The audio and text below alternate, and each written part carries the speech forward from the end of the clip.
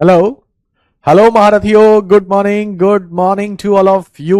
कैसे हैं आप? उम्मीद करते हैं आप सभी बहुत ही अच्छे होंगे। जय हिंद, जय भारत। एक बार सभी महारथियों को इन्फॉर्मेशन दें। ऑल ओके है, कहीं कोई दिक्कत तो नहीं है? Good morning Purushottam, Snehanjali, Abhishek, Saurabh, Aman. Good morning to all of you. Nitin, Akash, Sachin, good morning. Pankaj, Shubham, good morning. All okay है? कहीं कोई दिक्कत तो नहीं है? Good morning Babita, Hina, good morning. All okay sir, चलिए अच्छी बात है। Good morning Sunny, Alok, good morning. Irfan, good morning. चलिए, तो क्या फिलहाल आज की सेवा प्रारंभ की जाए? हमारा टॉपिक चल रहा था परसेंटेज। परसेंटेज लगभग समाप्ति की ओर है। कल परसेंटेज से रिलेटेड किसी बच्चे का कोई डाउट हो तो आप लेके आ सकते हैं, है ना? परसेंटेज से रिलेटेड कोई ऐसा क्वेश्चन जो आपको डाउट कर रहा हो तो आप हमसे पूछ सकते हैं। शीट के अलावा, शीट में तो हम करा ही रहे हैं आपको, इसके अलावा कोई ऐसा क्वेश्चन जो आपको दिक्कत करे आप हमसे कल पूछ सकते हैं। ठीक है, यहां तक हमने कर लिए थे। यहां तक देखिए, ये देखिए सारे क्वेश्चन मजेदार हैं, सुकून से पढ़ने वाले क्वेश्चन हैं, आराम से समझिएगा। ये देखो, आज की क्लास में सारे क्वेश्चन, परसेंटेज की शीट अपलोड नहीं है। चलो चेक कराते हैं, करवा देते हैं आज सनी। आरती, गुड मॉर्निंग। चलिए, देखिए ये क्वेश्चन सारे मजेदार हैं, एक बार इसे पढ़ लो सुकून से। आज की क्लास के सारे क्वेश्चंस बेहतरीन हैं, मजेदार हैं, अच्छे क्वेश्चन हैं। Weight of an empty bottle is 20% of the weight of bottle when filled with some liquid. Some of the liquid has been removed. Then the bottle along with remaining liquid weighted half of original weight. दो sentence हैं इसमें। पहला sentence तो आपको, पहली line तो आपको यहीं पे समझनी है। ये लाइन आपसे क्या कह रही है? यहां से लेके यहां तक, ठीक है, एक सेंटेंस ये। अब दूसरा लाइन ये है, दूसरा ये। तो what fraction part of liquid has been removed. बहुत प्यारा क्वेश्चन है, लॉजिकल क्वेश्चन है। एक बार हिंदी में भी पढ़ लेते हैं। एक खाली बोतल में जब कुछ द्रव भरा जाता है तो खाली बोतल का वजन इसके वजन का 20% है। कुछ द्रव निकाला जाता है तब बोतल अपने बचे हुए द्रव के साथ प्रारंभिक वजन का आधा है। तो कितने अंश भाग द्रव निकाला जाता है? कुछ क्वेश्चन समझ में आया? हम आपको समझाते हैं। ये देखो, जैसे ये हमारे पास एक ग्लास है, ये खाली ग्लास है। खाली ग्लास का कुछ तो वजन होगा, है ना?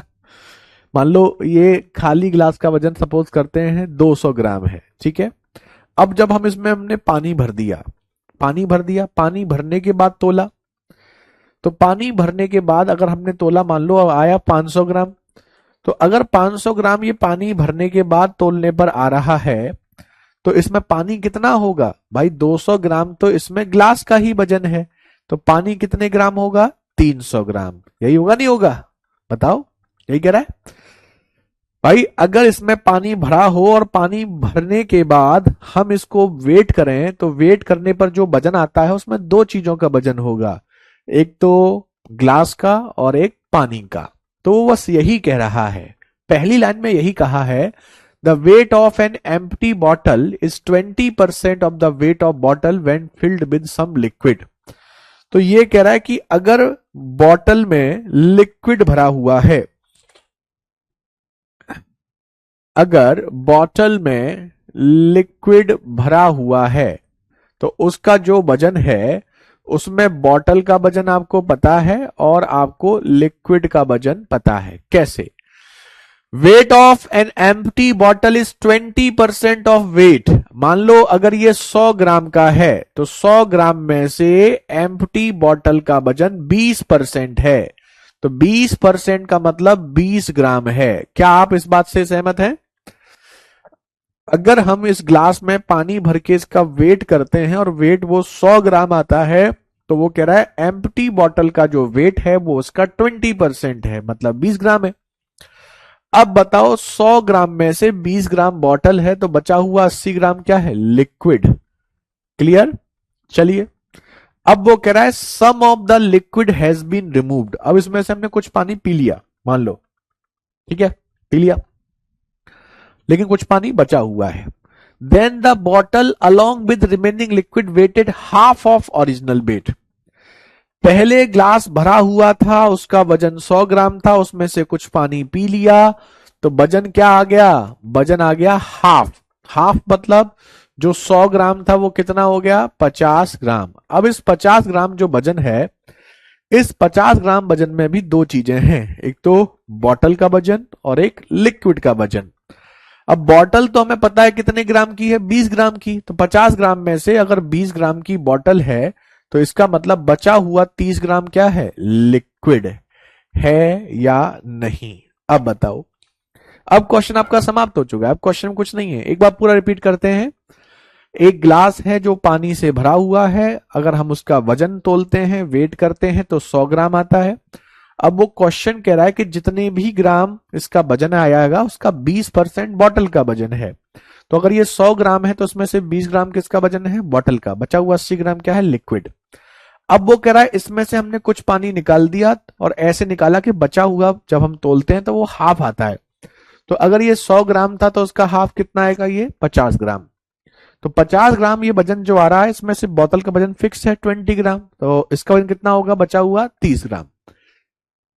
यानी कि अब हमारे पास सारी चीजें हैं। अब हमें यह देखना है कि क्वेश्चन में हमसे पूछा क्या गया है। What fraction part of liquid has been removed. Liquid का कितना भाग निकाला गया? तो लिक्विड कितना था पहले? 80 ग्राम। 80 ग्राम में से बचा कितना? 30 ग्राम। तो बताओ निकाला कितना? 50 ग्राम। 50 ग्राम हमने निकाला है। बताओ, अगर कोई चीज 80 ग्राम थी, 80 में से 30 ग्राम बची, तो हमने निकाला कितना? 50 ग्राम।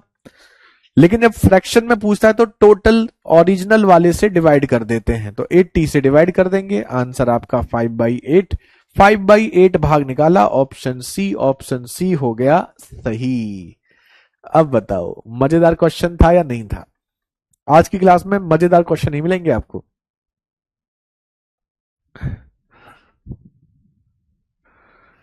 80 ग्राम था, 80 ग्राम में से 30 ग्राम बचा, है ना? 30 ग्राम बचा, इसका मतलब निकाला कितना हमने? 50 ग्राम। अगर परसेंटेज में पूछता तो इंटू 100 कर देते। 50 ग्राम निकाला आउट ऑफ 80, 80 में से 50 निकाला, 50/80 नहीं 5/8। परसेंटेज में पूछता तो इंटू 100% कर देते। मजेदार क्वेश्चन था, जल्दी से नोट करो।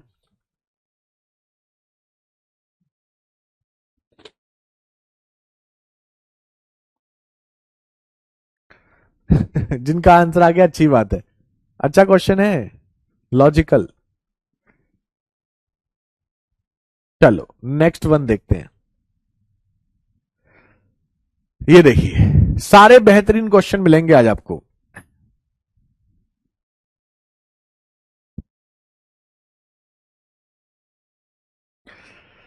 अ certain number of student from school x. ये बड़ा क्वेश्चन है, एक बार स्पीड से पढ़ लो और ये देखो क्या क्या कह रहा है। A certain number of student from school X appeared in an examination, 30% failed. ठीक है।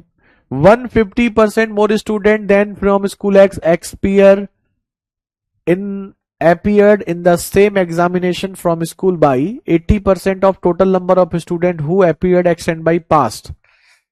तो अभी हमने मोटा मोटा इस क्वेश्चन को समझा। Good morning Snehanjali. तो यहां से एक चीज हमें क्लियर हुई कि यहां एक तो दो स्कूल की बात हो रही है, स्कूल एक्स और स्कूल वाई, और उसमें भी बात हो रही है किसकी? पास और फेल की। जब तीन चार चीजें हो ना, तो एक चार्ट सा बना लो। चार्ट बना के थोड़ा सा आपका आसान हो जाता है।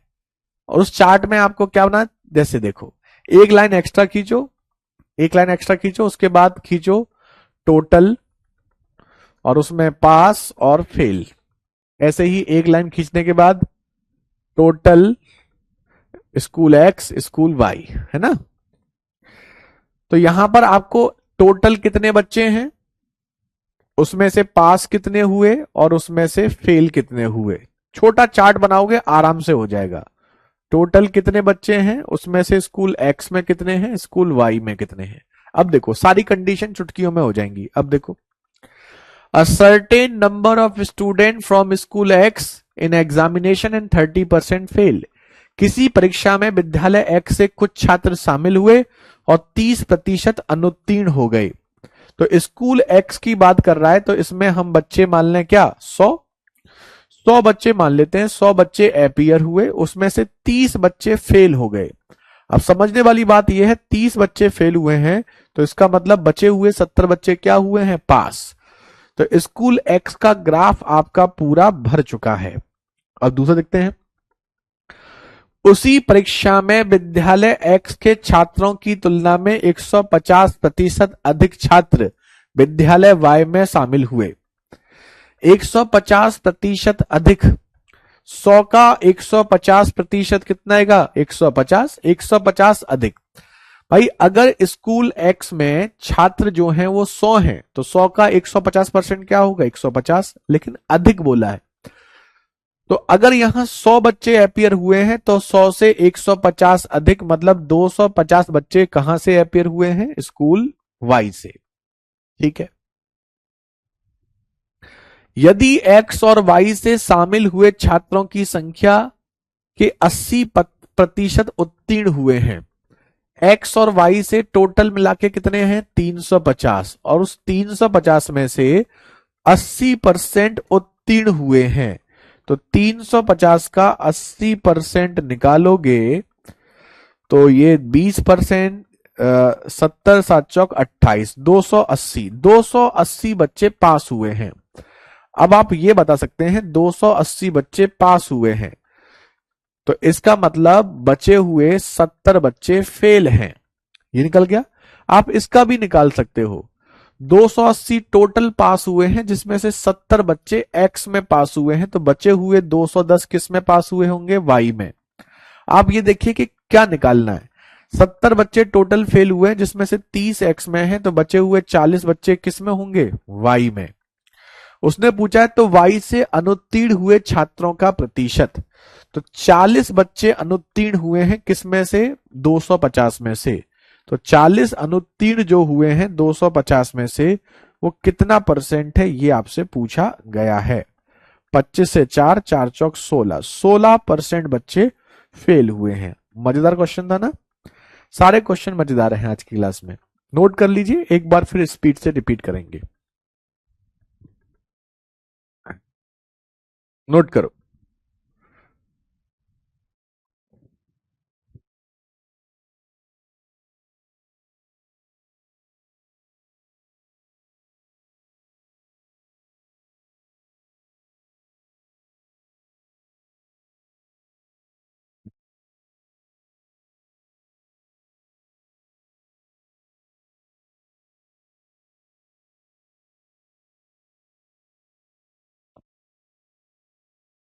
हो गया।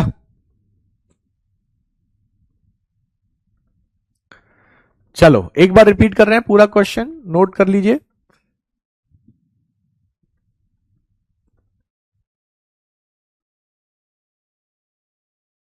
किसी परीक्षा में एक्स के कुछ छात्र शामिल हुए हैं, 30% अनुत्तीर्ण हुए हैं। एक्स में 100 बच्चे हैं तो 30 फेल हैं, बचे हुए 70 क्या हैं, पास। ओके हासिम, कोई बात नहीं। अब उसने कहा है कि वाई से 150% अधिक अपीयर हुए हैं, तो अगर स्कूल एक्स में 100 है तो 100 से 150% अधिक करेंगे तो 250% हो जाएगा। तो 100 का 250%, 250 हो गया, तो टोटल 350 बच्चे अपीयर हुए हैं। अब वो कहता है यदि टोटल 80% पास हुए, तो 350 टोटल है, उसका 80%, 280 बच्चे पास हुए हैं, तो 350 में से 280 पास हुए हैं तो 70 क्या हुए हैं, फेल। 70 टोटल फेल हैं जिसमें से एक्स में 30 फेल हैं, तो बचे हुए 40 किस में फेल होंगे, वाई में। तो उसी का परसेंटेज पूछा गया है, तो 40 बच्चे फेल हैं आउट ऑफ 250, यानी कि 16%। है ना इजी। चलो अगला देखो,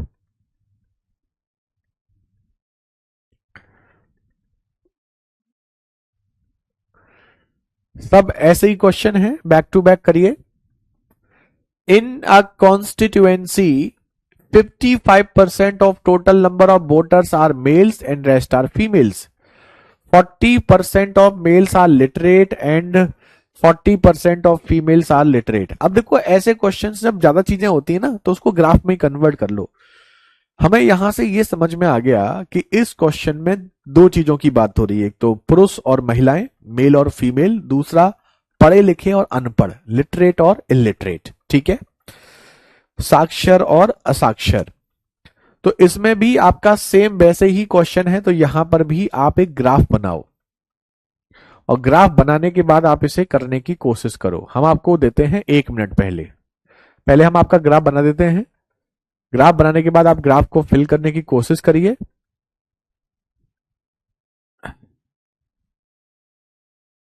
पहले लिख लो टोटल,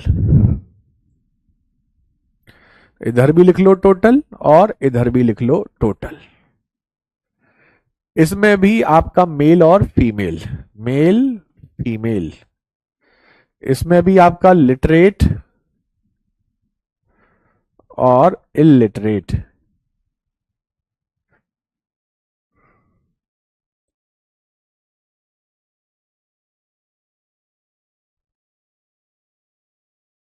चलो अब हम आपको देते हैं 1 मिनट, करो।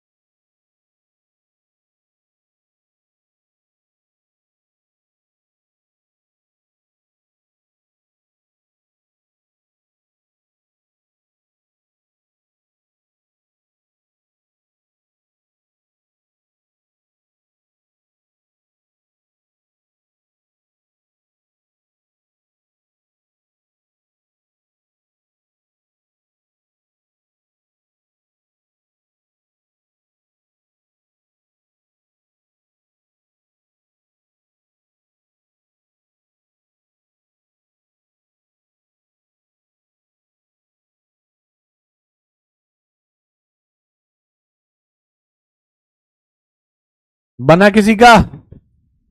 चलिए अब हम बनाते हैं, ठीक है। अब इस क्वेश्चन को ध्यान से देखो। इस क्वेश्चन में आपसे कहा गया है in a constituency 55% of total number of voters are males and rest are females. किसी निर्वाचन क्षेत्र में कुल मतदाताओं की संख्या का 55% पुरुष हैं और शेष महिलाएं हैं।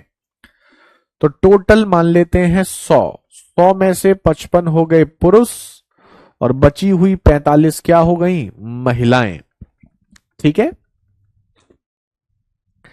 यदि 40% पुरुष अशिक्षित हैं, पुरुष कितने हैं? 55, और 55 का 40% मतलब 2/5 मतलब 22, तो 55 में से 22 पुरुष अशिक्षित हैं। तो 55 में से 22 अशिक्षित हैं, तो बचे हुए 33 क्या होंगे? शिक्षित। ये आपको समझ में आना चाहिए भाई। 55 में से 22 पुरुष ऐसे हैं जो पढ़े लिखे हैं, तो इसका मतलब बचे हुए 33 ऐसे हैं जो पढ़े लिखे नहीं हैं। एंड 40% महिलाएं शिक्षित हैं। 40% महिलाएं, महिलाएं कितनी हैं? 45। 45 का 40% कितना होगा? 2/5 यानी कि 18। तो 18 महिलाएं शिक्षित हैं, तो 27 महिलाएं अशिक्षित हैं। अब तो हमारे पास सारी चीजें हैं। तो उसने पूछा क्या है? पूछा है then by what percent is number of literate males more than that of illiterate females. तो अशिक्षित महिलाओं की तुलना में अशिक्षित महिलाएं कितनी हैं? 27।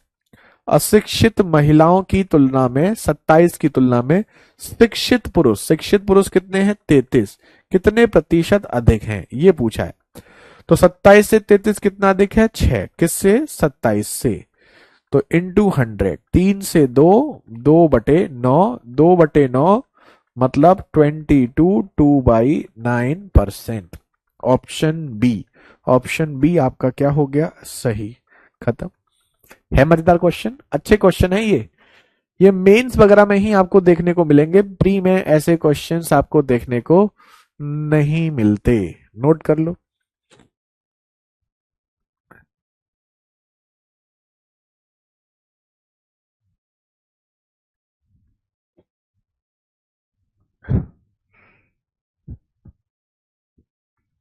नोट करो और नोट करके हमें कंफर्म करो।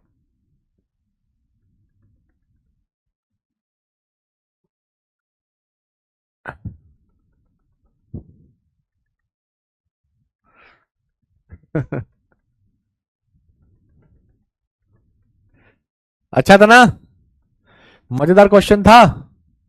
सारे क्वेश्चन मजेदार हैं। और देखो ये थोड़ा सा और अच्छा है। इसमें क्यों अच्छा है? क्योंकि इसकी वैल्यू से समझ में आ गया। इसे हम ही करेंगे। In a class, 83 1/3% of number of students girls, rest are boys. 60% boys and 80% girls are present. तो इसमें भी हमें दो चीजें समझ में आ गई कि इसमें एक तो बॉय और गर्ल की बात हो रही है और उसमें प्रेजेंट और एब्सेंट की बात हो रही है। सेम क्वेश्चन है। अब आप चाहो तो आप कर सकते हैं, बस एक हिंट आपको दे देते हैं क्योंकि ये अच्छा क्वेश्चन है, क्योंकि इसमें कैलकुलेशन थोड़ी सी पहले वाले से बेहतर है। टोटल बॉयज गर्ल्स, टोटल पहले टोटल खींचेंगे, टोटल के बाद प्रेजेंट और एब्सेंट। टोटल बॉय और गर्ल। अब इसको इधर उधर कहीं लिख सकते हो। अब ये नहीं कि बॉय गर्ल ऊपर लिखना है, यहां भी लिख सकते हैं। टोटल प्रेजेंट और एब्सेंट, प्रेजेंट और एब्सेंट। ठीक है, एक बार फिर से रिपीट करना है पिछला वाला। देखो, किसी निर्वाचन क्षेत्र में कुल मतदाताओं की संख्या का 55% पुरुष हैं। तो टोटल अगर 100 आपके मतदाता हैं तो उसमें से 55 क्या है? पुरुष। तो बची हुई 45 क्या है? महिलाएं। ठीक है। पुरुषों का 40%, पुरुष हमने 55 माने हैं तो उसका 40% यानी कि 22 अशिक्षित हैं। तो 55 में से 22 अशिक्षित हैं, तो बचे हुए कितने हैं? 33। 33 क्या हो गए? शिक्षित। 40% महिलाएं शिक्षित हैं, महिलाएं 45 हैं, तो 45 का 40% क्या हो गया? 18। तो 45 में से 18 महिलाएं शिक्षित हैं, तो बची हुई क्या होंगी? 27 अशिक्षित। ठीक है, अब हमारे पास सारी इंफॉर्मेशन है, बस अब आपको यह देखना है कि आपसे क्या पूछा गया है। Then by what percent is the number of literate male. Literate male कितने हैं भाई? 33, यानी कि वो 33 की बात कर रहा है। मोर than that of illiterate female. Illiterate female कितनी है? 27, यानी कि वो ये कह रहा है 33 27 से कितना प्रतिशत अधिक है? 33 व्हाट परसेंट मोर देन 27। अब कितना आसान हो गया, 33 is what percent more than 27। इतना आसान क्वेश्चन हो गया। अभी क्लियर हो गया होगा इरफान? चलो, अब ये देखो इस क्वेश्चन में अच्छा क्या है? इस क्वेश्चन में अच्छा है ये परसेंटेज। ये परसेंटेज अगर नहीं होता तो क्वेश्चन हमारे लिए आसान होता। तो ऐसे कॉम्प्लिकेटेड अगर परसेंटेज आएंगे तो उस कंडीशन में हम क्या करेंगे? इसे फ्रैक्शन में कन्वर्ट करेंगे। हमने आपको बोला ना कि जब कभी भी कॉम्प्लिकेटेड परसेंटेज हो तो उसकी वैल्यू फ्रैक्शन में लिख लो। इसकी वैल्यू फ्रैक्शन में होती है 5/6। पहली क्लास में लिखाया था, आप चाहो तो देख सकते हो। लेकिन जब फ्रैक्शन में इसे लेंगे तो सबको फ्रैक्शन में लेंगे, है ना? सबको फ्रैक्शन में देख लो। फिर या तो आप ऐसा करो 5/6 है तो 6 से कटना चाहिए टोटल, तो 600 मान लो टोटल, तो भी काम चल जाएगा, कोई दिक्कत नहीं है। एक ही को कन्वर्ट, कोई बाकी इजी परसेंटेज है तो कोई दिक्कत नहीं है। बस ये आपका टफ था, तो 6 के मल्टीप्लाई में 600 भी मान सकते हो, या फिर सभी को परसेंटेज में कन्वर्ट कर लो। 60% मतलब 3/5, और 80% यहां दिया है, इसका मतलब 4/5। तो अब आपको एक ऐसी वैल्यू माननी है जो नीचे जो नंबर लिखे ना 6, 5, 5, इनसे कटनी चाहिए, ध्यान रहे। परसेंटेज में जैसे हम निकालते हैं, जैसे मान लो 25%, तो 25% में नीचे क्या आता है 100, तो 100 से कटने वाला नंबर देखते हैं। ऐसे ही जब कभी भी हम किसी वैल्यू को फ्रैक्शन में मानेंगे, और फ्रैक्शन में कब मानेंगे, जब क्वेश्चन की कैलकुलेशन क्या होगी, कॉम्प्लिकेटेड। तो यहां 3 वैल्यू आ रही है, एक आ रही है 5/6, एक आ रही है 3/5, और फिर आ रही है 4/5। तो ऐसा नंबर मानो जो 6 से, 5 से और 5 से तीनों के मल्टीप्लाई में आता हो। तो 6 × 5 × 5 यानी कि 25×6 = 150। तो टोटल आप 150 मान लो। क्या मान लोगे, 150। और आप चाहो तो जैसे यहां पर ये परसेंटेज आसान थे, यही टफ था, तो इसको टफ था तो इसको 6 के मल्टीप्लाई में सीधे 600 मानो, इसको परसेंटेज में रहने दो, तो भी कोई दिक्कत नहीं है, जैसे चाहो वैसे कर सकते हो, आंसर सेम ही आएगा। अब बस करो। कक्षा में कुल छात्रों की संख्याओं में से इतने प्रतिशत लड़कियां हैं। कुल छात्र आपने कितने माने हैं, 150, और 150 का इतना प्रतिशत मतलब 5/6। तो 150 का 5/6 यानी कि 125। 125 लड़कियां हैं, तो 150 अगर बच्चे हैं तो 125 लड़कियां हैं, तो बचे हुए 25 क्या हैं, लड़के। अब कोई दिक्कत नहीं होगी आपको, बस इसमें लेट क्या करना था, मानना क्या था, वही एक पॉइंट था। इस कक्षा में 60% लड़के और 80% लड़कियां उपस्थित हैं। लड़के कितने हैं, 25। 25 का 60%, लड़कियां कितनी हैं, 125, उसका 4/5 उपस्थित हैं। तो इस हिसाब से 15 लड़के और 100 लड़कियां उपस्थित हैं। तो लड़कों में से तो 15 प्रेजेंट हैं यानी कि 10 एब्सेंट हैं, लड़कियों में से 100 प्रेजेंट हैं यानी कि 25 एब्सेंट हैं। अब हमारे पास सारी इंफॉर्मेशन फिल हो गई। अब देखिए, then what percent of total number of student in the class absent.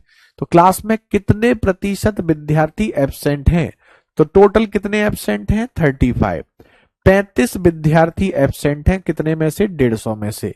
तो कितना प्रतिशत हो गया, 35 150 का कितना परसेंट है, बस ये निकाल लो। 50 से 2, 50 से 3, तो ये हो गया 2 और ये हो गया 3, तो हो गया 70/3। तो 23 सही, 1/3%। ऑप्शन ए मजेदार क्वेश्चन था या नहीं था, बताओ। था मजेदार क्वेश्चन, जल्दी से नोट करो। इसमें इस क्वेश्चन में एक ही चीज समझनी थी, और इसे कहीं अच्छे से लिख लेना साइड में। जब कभी भी परसेंटेज में इजी वैल्यू होती है तो हम 100 के अकॉर्डिंग मानते हैं, वो तो हमें पता ही है। लेकिन अगर कॉम्प्लिकेटेड परसेंटेज हो तो सारी वैल्यूज को फ्रैक्शन में कन्वर्ट कर लो। अब फ्रैक्शन में कन्वर्ट करने के बाद जो नीचे नंबर लिखे हुए हैं, डिनोमिनेटर में जितने भी नंबर आ रहे हैं, जैसे 6, 5, 5, तीनों के मल्टीप्लाई में जो वैल्यू आ रही है उसे आप टोटल वैल्यू मान लीजिए। चलो नोट कर लो।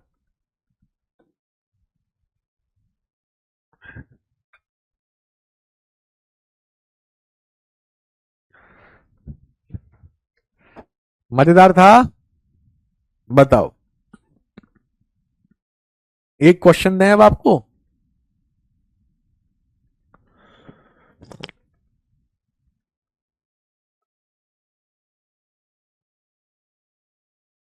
चलो नोटेड।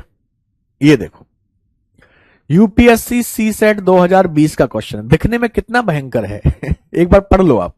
अच्छा क्वेश्चन है पढ़ने में, सॉल्यूशन बहुत आसान है। आप इस क्वेश्चन को देखने के बाद समझ जाएंगे कि नाम बड़े और दर्शन छोटे। अरे पढ़ लो आराम से, हिंदी वाले हिंदी में, इंग्लिश वाले इंग्लिश में।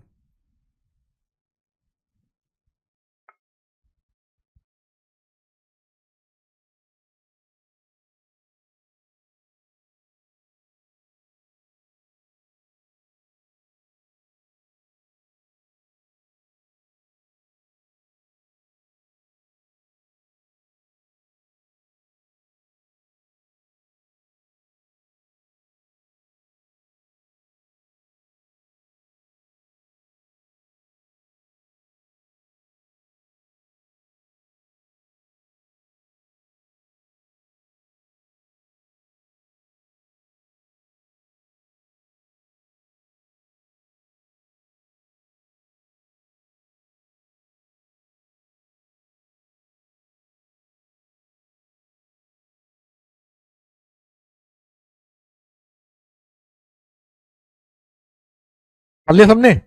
चलो अब हम बताते हैं। Raju has 9,000 rupees with him and he want to buy a mobile handset, but he find that he has only 75% of that amount required to buy the handset. ये बताइए, राजू के पास 9,000 रुपए हैं। नहीं।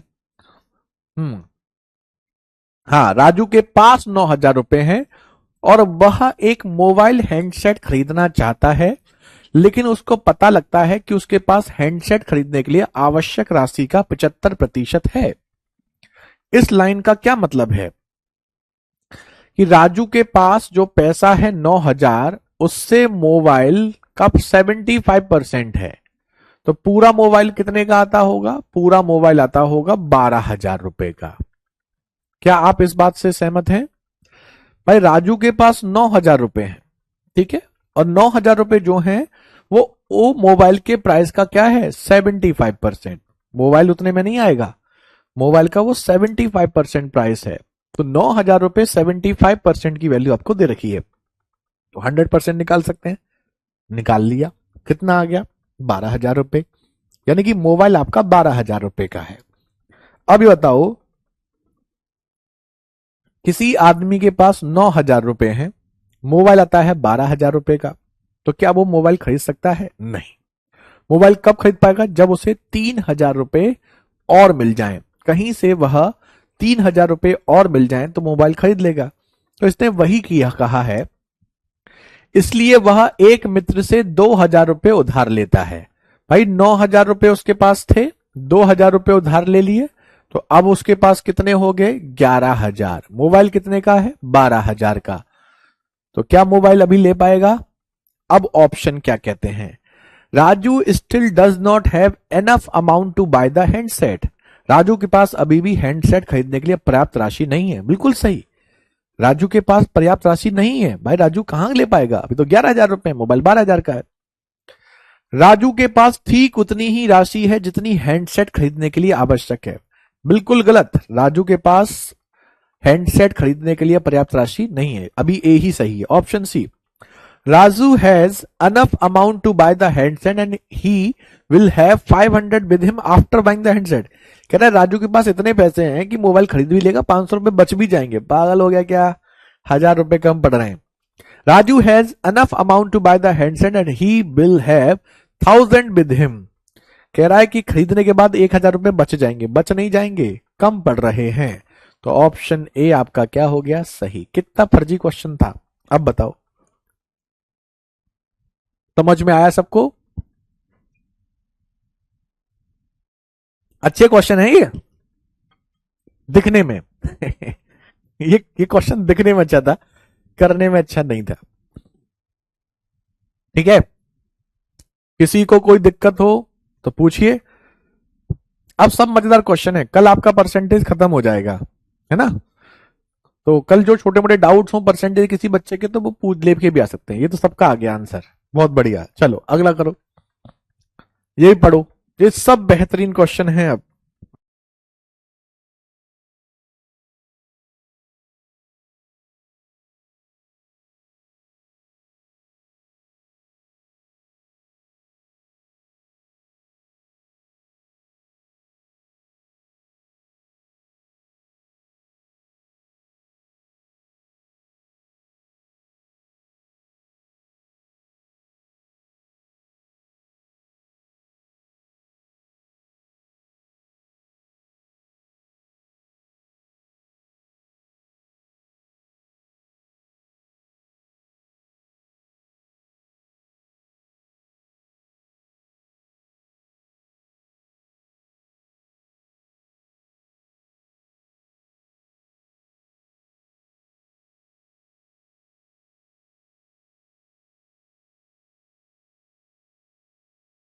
पढ़ लिया क्वेश्चन?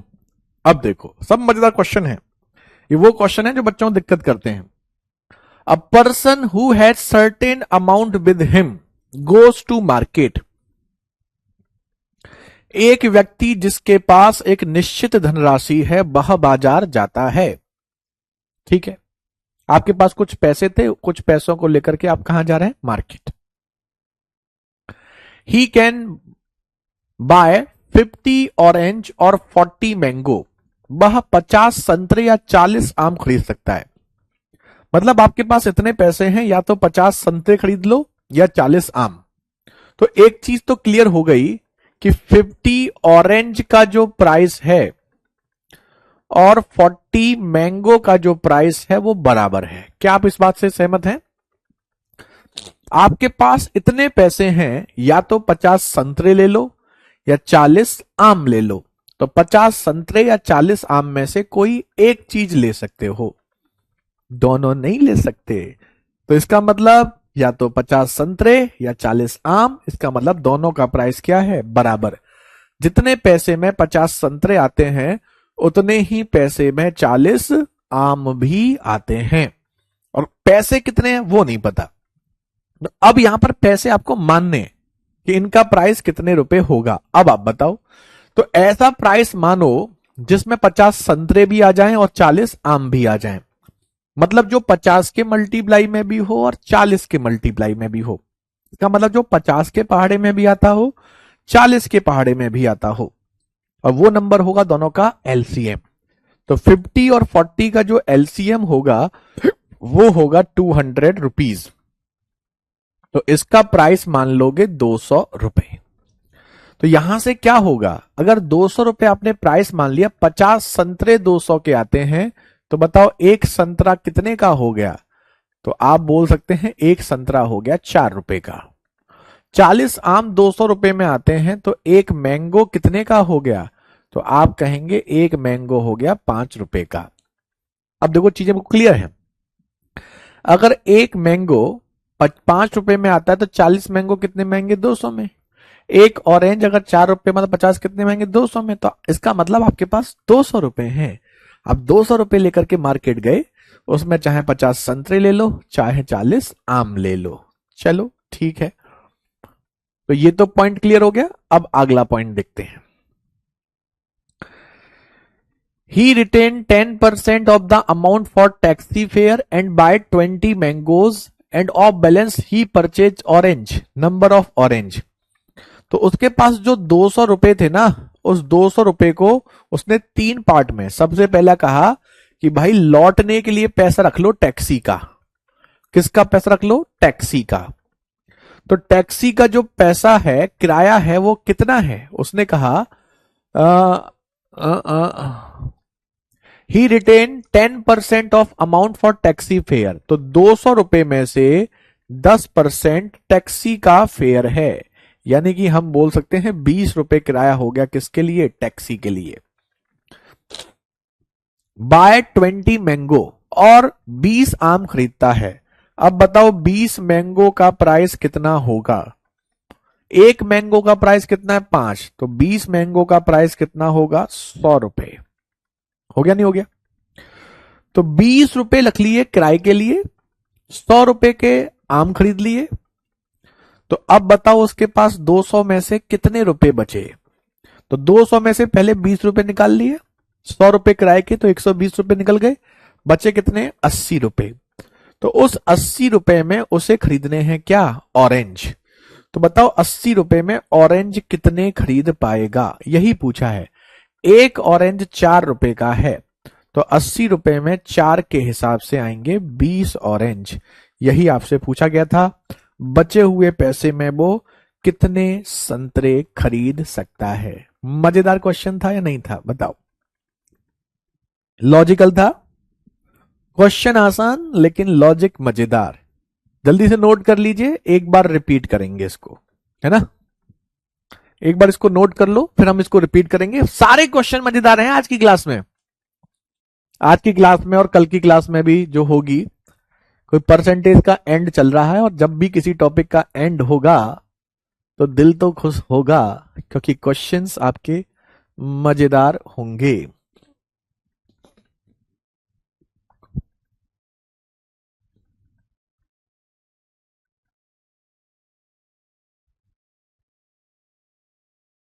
नोट हो जाए बता देना, फिर हम एक बार रिपीट करेंगे क्वेश्चन को। और इन सब क्वेश्चन को घर पे जरूर करना, नहीं तो भूल जाओगे।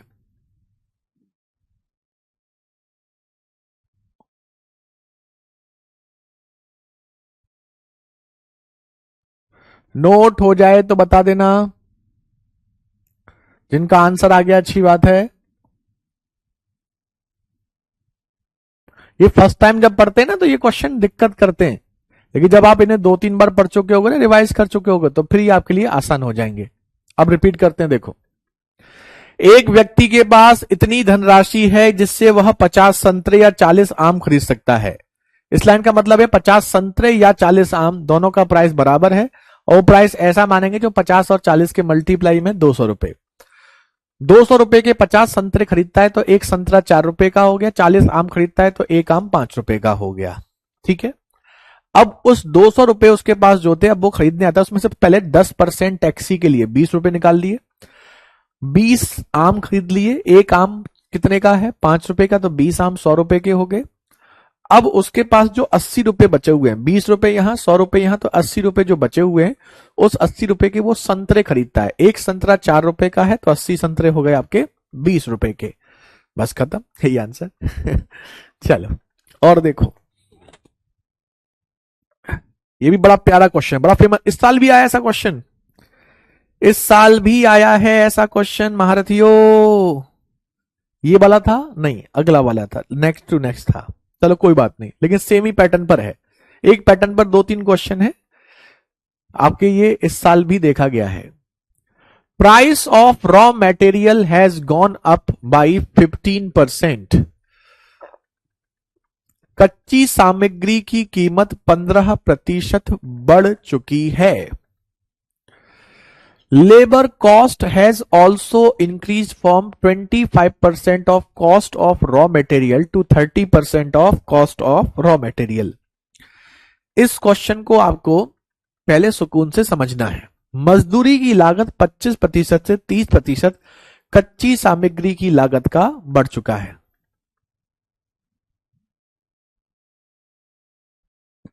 पर आपके क्लास नोट बाय कर लिए हैं, 300 रुपए में मिली बुक शॉप से। अब हैंड रिटन नोट बनाना पड़ेगा या उन्हीं को पढ़ूं? सर आप पढ़ने का तरीका बता दीजिएगा। हाँ, आपको फिर हैंड रिटन नोट बनाने की जरूरत नहीं है, जब आपने वो ले लिए तो फिर हैंड रिटन क्यों बनाएंगे? आप जो बनाएंगे उससे बेहतर ही उसमें बने हुए होंगे। अब आप उसको एक बार देखिएगा क्लास करने के बाद, फिर भी अगर आपको कुछ लगे तो अपना पॉइंट से उसे लिख सकते हैं। कल भी इसी टाइम में क्लास होगी, बिल्कुल है ना, मंडे ट्यूसडे सेम टाइमिंग रहेगा आपका ना। ये देखिए, पहले इस क्वेश्चन का मतलब समझते हैं। इस क्वेश्चन का मतलब क्या, बड़ा प्यारा क्वेश्चन है। अच्छा, कभी आपने घर में कोई फर्नीचर बनवाया है अपना? पापा ने बनाया हो, घर में कोई काम करवाते हैं, जैसे मतलब लकड़ी का बेड बनवाया हो, लकड़ी की अलमारी बनवाई हो, तो 2 ऑप्शंस होते हैं, तो सीधे मार्केट में जाओ और ready to move, ready to buy, मतलब जो रेडी होती हैं ऑलरेडी, उनको खरीद करके घर पे ले आओ। जैसे मैं बेड चाहिए सपोज करो, तो हमने एक तो मार्केट गए, सीधे बना बनाया बेड लिया और घर पर ले आए। एक तरीका यह होता है कि लकड़ी लेके आओ और अपनी पसंद से, अपनी क्वालिटी के अकॉर्डिंग, क्योंकि जब आप खुद बनवाओगे तो क्वालिटी उसमें बेहतर ही होगी, तो बेस्ट क्वालिटी लकड़ी लेकर आओ और फिर मजदूर को बुलाओ, कारपेंटर को, और उससे वो बनवाओ।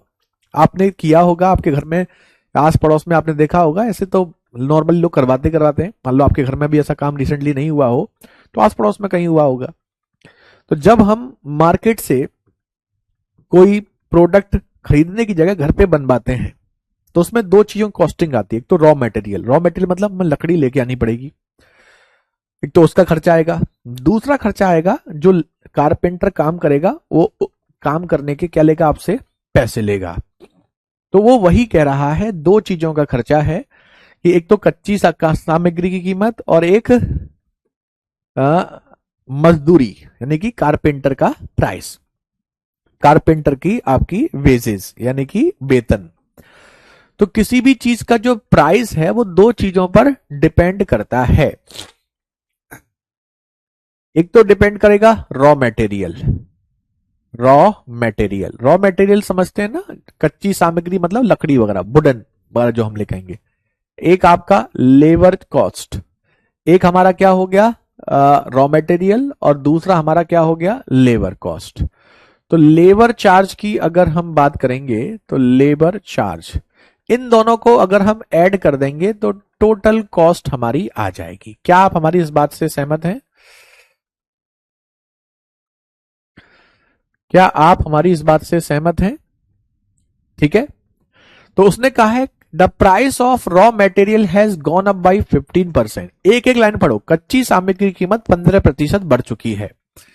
यानी कि जो रॉ मटेरियल 100 रुपए का आता था वो अब 115 रुपए का आ रहा है। ठीक है। यानी कि लकड़ी जो हम पहले 100 रुपए की खरीद के लाते थे अब वो महंगी हो गई है और उसका प्राइस 115 रुपए हो गया है। अब वो कह रहा है labour cost has also increase from 25% cost of raw material to 30% cost of raw material. Labour चालाक है, लेबर कह रही है जितनी महंगी लकड़ी लेके आओगे उसी के अकॉर्डिंग हम आपसे चार्ज करेंगे, है ना। हम आप पर डे के अकॉर्डिंग चार्ज नहीं करेंगे। जैसे आप 10,000 रुपए की लकड़ी लेके आओगे तो उसका इतना परसेंट, 20,000 की लेके आओगे तो इतना परसेंट, मतलब जो आपकी वुडन का चार्जेज होगा, रॉ मटेरियल का चार्जेज होगा, चाहे हम उसे 10 दिन में करें चाहे हम 5 दिन में करें, उसका इतना परसेंट हम आपको देंगे। तो लेबर का जो चार्ज है वो 25% से 30% हो गया।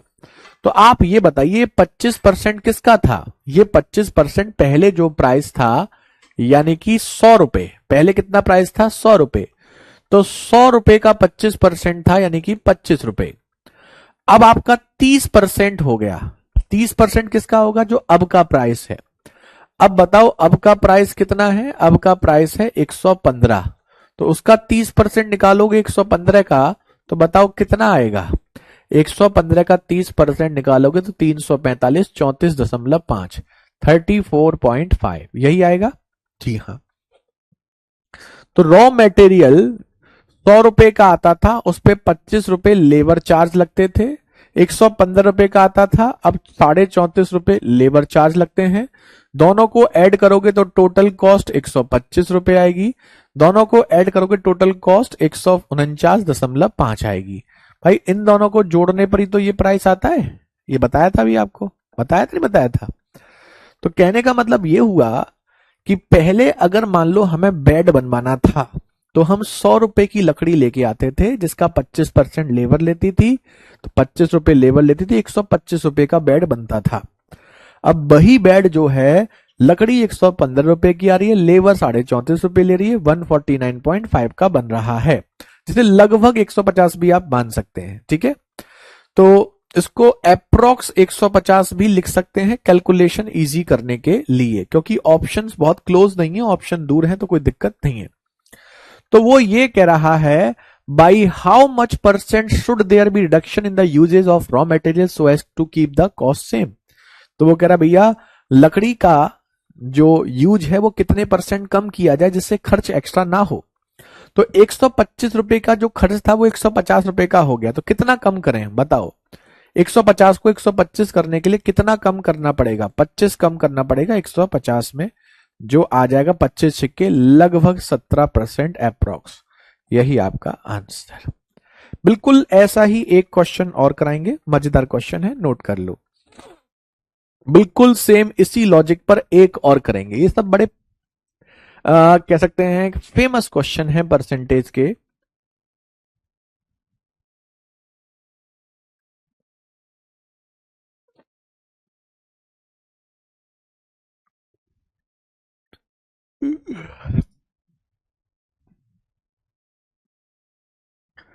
जल्दी से नोट करें और हमें कंफर्म करें। तो हासिम कहां रहते हैं आप? कहां पर रहते हैं आप? पहले ये बताइए। जल्दी से नोट करें और नोट करके सभी हमें कंफर्म करें। बिल्कुल ऐसा ही एक क्वेश्चन और कराएंगे, उसके बाद आपको थोड़ा और बेहतर तरीके से क्लियर हो जाएगा। कल आपका परसेंटेज समाप्त भी हो जाएगा। वह टॉपिक है परसेंटेज। परसेंटेज पढ़ने के बाद फिर प्रॉफिट एंड लॉस और सिंपल एंड कंपाउंड इंटरेस्ट में आपको ज्यादा दिक्कत नहीं होती। तो परसेंटेज को अच्छे से पढ़ लो तो सिंपल इंटरेस्ट, कंपाउंड इंटरेस्ट और प्रॉफिट एंड लॉस फिर वो आपके लिए आसान हो जाएगा। चलो एक बार रिपीट करते हैं। 100 रुपए की लकड़ी अगर रॉ मेटेरियल लाते हैं तो लेबर कहती है उसका 25% हम चार्ज करेंगे, 25 रुपए लेंगे तो टोटल 125 का वेट पड़ेगा। अब वही लकड़ी 15% महंगी हो गई, 115 की हो गई, लेबर 35% चार्ज कर 30%, 30% चार्ज करिए, 135 का 30% 34.5, तो टोटल कॉस्ट 149.5 हो गई, यानी कि लगभग 150 रुपए।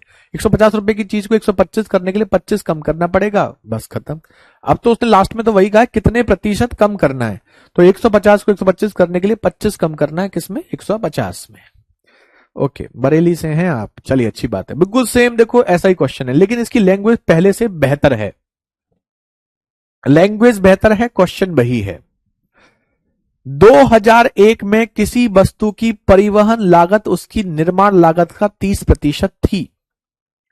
In 2001, the transportation cost of an item was 30% of its manufacturing cost. देखो, किसी भी प्रोडक्ट को जब आप कोई दुकानदार बेचता है तो उसके लिए जो उसका कॉस्ट प्राइस पड़ता है वो दो चीज पड़ता है। एक तो जहां चीज बनती है वहां सस्ती मिलती है तो वहां से वो खरीदेगा, खरीद करके वो अपने घर तक लेके आएगा, है तो वो घर से लेके आएगा, तो घर से लेके आएगा, ट्रांसपोर्ट लगेगा भाई, किसी में ट्रक में या किसी रिक्शा में या ऑटो में, किसी में रख के तो लाएगा वो सामान, तो उसमें ट्रांसपोर्टेशन कॉस्ट भी होगी। तो किसी भी चीज का जो टोटल हमें खर्च पड़ता है ना वो दो चीजों पे डिपेंड करता है, एक तो मैन्युफैक्चरिंग कॉस्ट, मैन्युफैक्चरिंग,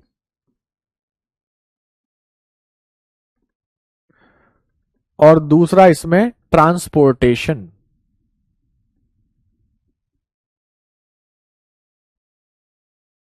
दोनों को ऐड कर देंगे तो टोटल कॉस्ट आपकी आ जाएगी, ठीक है। तो 2001 में the transportation cost of item was 30% of manufacturing cost. तो 2001 में कोई चीज 100 रुपए की अगर होती थी तो उसकी ट्रांसपोर्टेशन कॉस्ट उसकी 30% होती थी, तो टोटल खर्चा 130 का पड़ता था। From 2001 to 2002 manufacturing cost went up by 20%। 2001 से 2002 तक इसकी निर्माण लागत 20% बढ़ गई। 20% बढ़ गई मतलब 100 रुपए की चीज कितने की हो गई? 120 रुपए की। जबकि परिवहन लागत निर्माण लागत का 1/33 सही 1/3% थी। अब ये समझिए, ट्रांसपोर्टेशन कॉस्ट इन 2002 वाज 33 1/3%, मतलब 1/3 of manufacturing cost. Manufacturing cost कितनी है? 120, तो 120 का 1/3 मतलब 40 रुपए। ये समझिए, क्लियर लिखा हुआ है। 33 1/3% ऑफ मैन्युफैक्चरिंग कॉस्ट। 33 1/3% मतलब 1/3 ऑफ मैन्युफैक्चरिंग कॉस्ट, और 2002 में मैन्युफैक्चरिंग कॉस्ट कितनी है? 120। तो 120 का 1/3 मतलब ट्रांसपोर्टेशन कॉस्ट यहां कितनी है? 40। तो पहले जो चीज 100 रुपए की पड़ती थी, ट्रांसपोर्ट कॉस्ट 30 थी, तो वो 130 की पड़ती थी टोटल कॉस्ट। अब 120 तो केवल मैन्युफैक्चरिंग कॉस्ट है, 40 ट्रांसपोर्टेशन है, तो कितनी हो गई? 160। तो अब वो वही कहेगा by how percent total cost reduce to bring back in 2001। तो ये कितना कम करें कि 130 ही खर्च हो? 160 को 130 करने के लिए कितना कम खर्च करें? 30 कम खर्च करें, किसमें? 160 में, इंटू 100। तो ये आपका आ गया आंसर। 0 से 0, 300/16।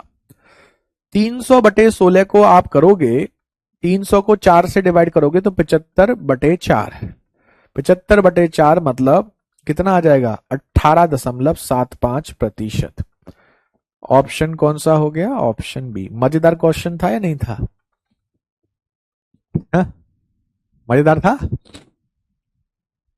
तो क्वेश्चन थोड़े से मजेदार क्वेश्चन हैं, आप इन्हें आराम से कर सकते हैं। बताओ, किसी को कोई दिक्कत हो तो बताओ।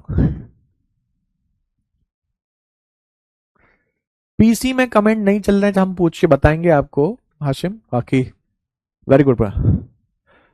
बस आपका पुरुषोत्तम ज्यादा नहीं है, कल परसेंटेज खत्म हो जाएगा, उसके बाद 2 से 3 हफ्ते के अंदर आपका दिसंबर में परसेंटेज, प्रॉफिट एंड लॉस और SICI तीनों खत्म हो जाएंगे। ठीक है,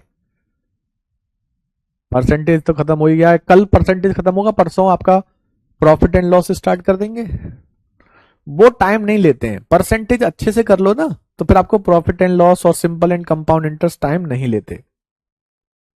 एक ये क्वेश्चन और है, इसको हम होमवर्क देते हैं, थोड़ा सा मजेदार है, आप लोग ट्राई करिएगा और कल आपका ये टॉपिक हम कर देंगे समाप्त।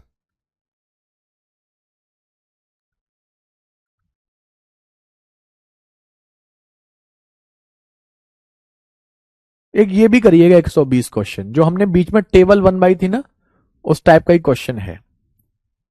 क्वेश्चन नंबर 120, इसके ऑप्शन की चिंता के साथ, इसका ऑप्शन गलत है, ये प्रीवियस ईयर में आया हुआ है, इसके ऑप्शन गलत दिए गए थे, तो इसके ऑप्शंस पे मत जाइएगा, आप अपने अपने आंसर बताइएगा। ये दो क्वेश्चन अच्छे क्वेश्चन है, ठीक है।